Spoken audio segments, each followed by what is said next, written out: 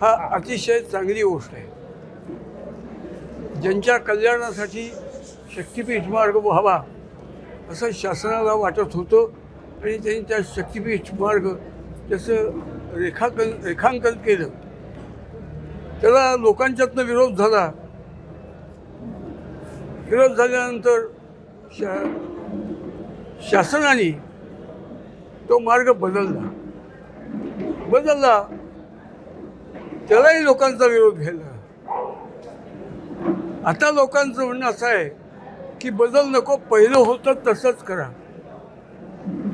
या मुद्द्यावरती सांगली, सातारा, कोल्हापूर तिन्ही जिल्ह्यातल्या या शक्तिपीठ मार्गाच्या संबंधातल्या सगळ्या शेतकऱ्यांना मतदार कल्पून प्रत्येक जिल्ह्यातलं मतदान व्हावं आणि मन निर्णय करावा.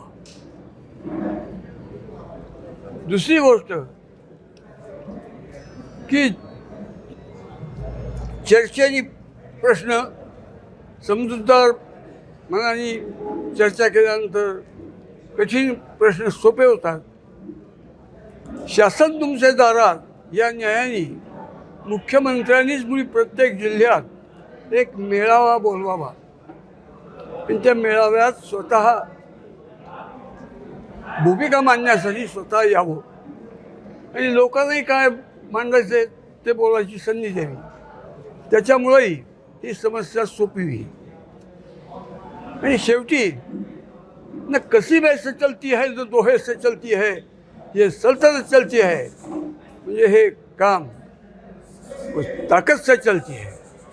ह्याच्यापाठी ताकद करून भरायचं तर त्याच्यात तरुणांची ताकद 100% आपल्या पाठीमागे असेल याचं गृहीत धरून चालत मी आपण ते करूया.